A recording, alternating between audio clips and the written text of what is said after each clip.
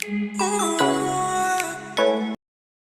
Guys, तो यहाँ पे ड्रामा की शुरुआत होते ही यहाँ पे दो बच्चों को दिखाया जाता है, जिसमें से एक हमारी फीमेल लीड होती है और एक हमारा मेल लीड होता है। फीमेल लीड का नाम यहाँ पर समदलजी होता है और यहाँ पे मेल लीड का नाम योंगपिल होता है। तो यहाँ पे ये रिपोर्टर जो होता है इन दोनों बच्चों से पूछता है कि आप दोनों बड़े होकर जीवन में क्या करना चाहते हैं। तो यहाँ पे समदली बहुत ही ज़्यादा इंटेलिजेंटली जवाब देती है कि वो बड़े होकर इस छोटे से तालाब से निकल के बहुत ही बड़ा कुछ बनना चाहती है। जिसका मतलब ये था कि वो इस छोटे से जगह से जिसका नाम जेजू आइलैंड था, वहाँ से निकल कर वो सोल में जाकर बहुत ही बड़ी फोटोग्राफर बनना चाहती है। यही उसका सपना है। उसके बाद जब योंगपिल से पूछा जाता है तो वो बोलता है कि मुझे अपने फैमिली और फ्रेंड्स को प्रोटेक्ट करना, ये मेरा जीवन का मकसद है। फिर यहाँ पे ये दोनों बच्चे डांस करते हुए दिखाए जाते हैं, जहाँ पे वो बहुत ही प्यारी तरह से गाना गा रहे होते हैं और एक स्टेज परफॉर्मेंस दे रहे होते हैं। और ये सब देखकर बहुत ही जो पब्लिक होती है वो भी खुश हो रही होती है। फिर यहाँ पे सीन शिफ्ट हो जाता है, जहाँ पे ये समदल जी का प्रेजेंट सीन दिखाया जाता है और वो एक बहुत ही वाहियात सा, देख सकते हो कितना घटिया सा गंदा सा किमची का बॉक्स है, जो कि बहुत ही पुराना पुराना होता है। और ये जाकर ये चिकनी के ऊपर डाल देती है। ये चिकना जो होता है समदल जी का प्रेजेंट बॉयफ्रेंड होता है। ये ऐसा ये क्यों करती है मैं आपको फर्दर सीन में बताऊंगी कि ऐसा क्यों कर रही थी। और इतना इसे गालियाँ भी दे रही थी कि कुत्ते तूने मुझे चीट किया। हाँ, तो यहाँ पे पता चलता है कि इसने ऐसा क्यों किया, क्योंकि इसका जो बॉयफ्रेंड होता है वो एक लड़की के साथ जाकर उसको चीट कर रहा होता है, उसके साथ चुम्मा चप्पी झप्पी कर रहा होता है। और ये करते हुए समदल देख लेती है उसे और इसे देख कर उसे बाहर निकल के इतनी गंदी गंदी गालियाँ दे रही थी कि कुत्ते तूने मुझे चीट किया, तू अकेला मरेगा, तू सड़ेगा। उसके बाद जब इसका रोना धोना ओवर हो जाता है तो बेचारी बाहर निकलती है और वैसे ही उसकी बहन का फ़ोन आ जाता है। और उसकी बहन का नाम होता है जिंदल। जो उसे कॉल करके बोल रही थी कि बहन, मैंने यहाँ पे इतनी सड़ी हुई गंदी सी किमची रखा होता है, कहीं तूने इसे पी पा के खा तो नहीं ना लिया, वो मैंने फेंकने के लिए रखा होता है। तो वो बोलती कि नहीं नहीं नहीं, टेंशन मत ले, मैंने बस उसे बाहर निकल कर ठिकाने लगा दिया। तभी यहाँ पे जो ये छोटी लड़की आती है वो बोलती है कि पता है वो जो बुआ है ना, वो पागल जैसे फ्रिज को खोल कर वो ना किमची को देखकर बहुत ज़्यादा हंस रही थी और बोल रही थी आज तो पक्का वो गया। और ये सुनते ही जिंजल जो थी बहुत डर जाती है कि आज इस लड़की ने किसका जीना हराम किया है। फिर यहाँ पे सीन शिफ्ट हो जाता है और यहाँ पे योंगपिल और समदली का सीन दिखाया जा रहा है। जो समदली भी कार में जा रही होती है और योंगपिल भी अपने कार में बैठा हुआ रहता है और दोनों के ही रिकॉर्डर में सेम गाना प्ले होने लगता है। तब जो योंगपिल होता है वो उस गाना को बहुत ज़्यादा इंजॉय कर रहा होता है और जो समदली होती है वो गाना को पता नहीं सुनकर बहुत ही ज़्यादा फ्रस्ट्रेट हो जाती है और उस गाना को ऑफ करके और चली जाती है। फिर यहाँ पे दिखाया जाता है कि योंगपिल अपने ऑफिस में पहुँच गया होता है और जो यहाँ गार्ड रहता है वो भी इसका फ्रेंड रहता है और मज़े से नींद ले रहा होता है और ये इतना ज़ोर से उसके ऊपर चिल्लाता है कि वो भी डर के उठ जाता है कि भाई रुक जा, खोल रहा हूँ, चिल्ला क्यों रहा है पागल। उसके बाद ये जो गार्ड होता है वो तुरंत अपने ऑफिस में कॉल करके बता देता है कि योंगपिल ना आ गया। और यहाँ पे ना अंदर में एक मीटिंग चल रही होती है वेदर फोरकास्टिंग के लिए, जहाँ पे ना सब जल्दी जल्दी ना योंगपिल के आने का नाम सुनते ही जल्दी जल्दी डोर क्लोज करने लगता है, क्योंकि योंगपिल ना बहुत ही ज़्यादा अटेंटिव था अपने काम को लेकर और ये वेदर फोरकास्टिंग उसका जो जॉब था वो बहुत ही उसका सपना था। और ये देख कर ना मीन्स वो पागल जैसा रिएक्ट करने लगता था। तो यहाँ पे एक डिस्कशन होने वाली होती है कि जो यहाँ पे वेदर फोरकास्टिंग टीम है वो बाहर के लोगों को साइन अप किया जा रहा था कि वो यहाँ पे वेदर फोरकास्टिंग करेंगे। यहाँ पे योंगपिल लड़ने लगता है कि नहीं नहीं नहीं, मुझे ज़्यादा पता है, मैं यहाँ पे इतने सालों से रह रहा हूँ, तुम लोगों को कुछ नहीं पता है, मुझे आने दो, मुझे आगे आने दो, तुम लोग सारा काम बिगाड़ दोगे। तभी जो यहाँ पे इसका बॉस होता है वो बोलता है कि चल बच्चे, तुझे कुछ नहीं आता, मैं तुझे बताऊँगा। फिर यहाँ पे सीन शिफ्ट होती है, यहाँ पे हमारी समदली को दिखाया जाता है कि जो कि बहुत ही फेमस फोटोग्राफर रहती है और इतनी ज़्यादा सुंदर लग रही होती है बड़े होकर। और यहाँ पे इतनी ज़्यादा फेमस होती है, इतने ज़्यादा उसके फॉलोअर्स होते हैं, वो बोलते हैं कि यार ये इतनी टैलेंटेड कैसे है, हर काम में इतनी परफेक्ट है यार। उसके बाद जब यहाँ पे अंदर घुसती है तो यहाँ पे जो इसके मॉडल्स लोग होती है वो मेकअप करा रही होती है। तभी यहाँ पे वो हैंकी को देखती है और बोलती है कि हैंकी यहाँ पे क्यों रखा हुआ है।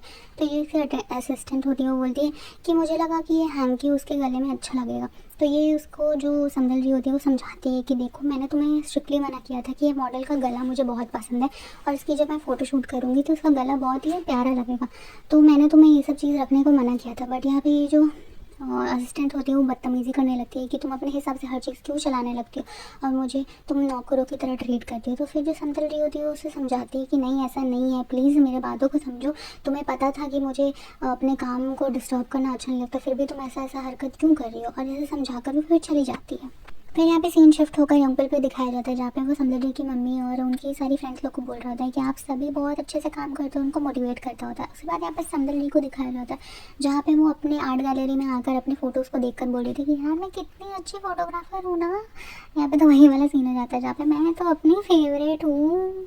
उसके बाद यहाँ पे जो समदली होती है अपने कलीग्स के साथ आकर अपने इस अचीवमेंट को सेलिब्रेट करी होती है, क्योंकि समदली एक फैशन वीक में सेलेक्ट हो जाती है, जहाँ पर वो पेरिस जा रही होती है और उसके जो भी क्लाइंट्स हैं जो कि बड़े बड़े सेलिब्रिटीज़ हैं वहाँ पे आकर उससे फ़ोटोशूट कराएंगे। तब ये चीज़ देखकर जो उसकी जो असिस्टेंट होती है वो बहुत ज़्यादा गुस्सा हो जाती है कि इस लड़की को दिखा कि इसके बॉयफ्रेंड ने इसको चीट किया। तभी भी इतना ज़्यादा खुश कैसे है। तब वो जब निकलती है बाहर तो ये जो असिस्टेंट होती है इतनी कलमोही सी होती है, वो जाकर बाहर इसको इरिटेट करने के लिए इसके फ़ोन में रेडी वाला वीडियो था वो जाकर उसे भेज देती है।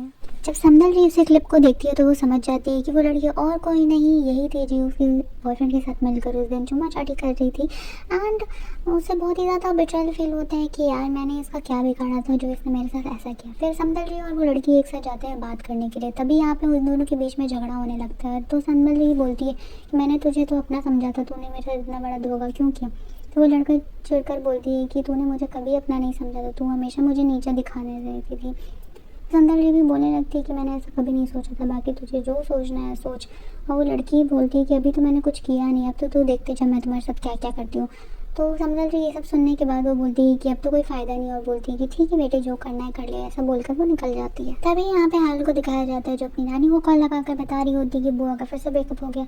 एंड नानी वाज लाइक उफ, इसका कुछ नहीं हो सकता। फिर यहाँ पे समदल जी को दिखाया जाता है जो बाहर में बैठकर पूरी टुन्न हो जाती है और पागल पागल जैसी हरकतें कर रही होती है। फिर जब वो अपने घर आ जाती है तो कभी फ्रिज खोल रही होती है, फिर भी बंद कर रही होती है। वो पागल जैसी हरकतें कर रही होती है जिसको देखकर उसकी बहन बोल रही थी कि बहन बस कर जा, हमें क्यों पागल बना रही है तू। और आप देख सकते हो कैसे कैसी हरकतें करी, जो कि काफ़ी फ़नी सीन होता है। उसके बाद जब ये सब सोने चल जाती है, फिर सोकर जब ये उठती है तो एक ही न्यूज़ में हर जगह ये दिखा रहा होता है कि समदल की वजह से उसकी जो असिस्टेंट होती है वो सुसाइड कमिट करने गई होती है।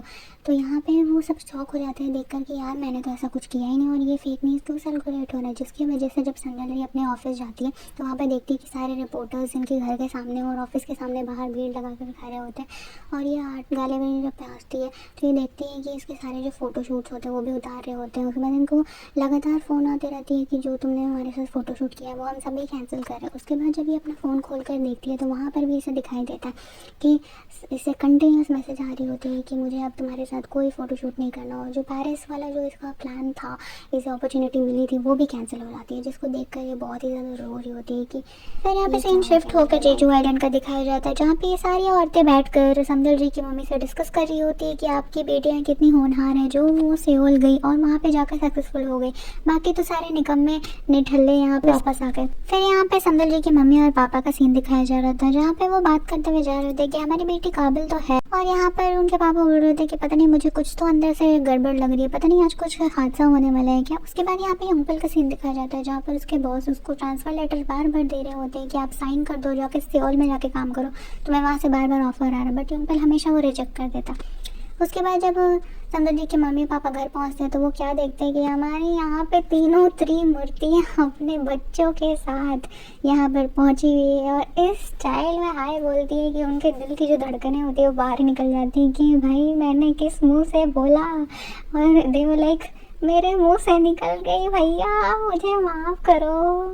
और उनके एक्सप्रेशन आप देखो गाइस एक बार, कितना फ़नी सीन है ना ये। फिर वो सारे ऑकवर्डली उनको हाय बाय कर रहे होते हैं।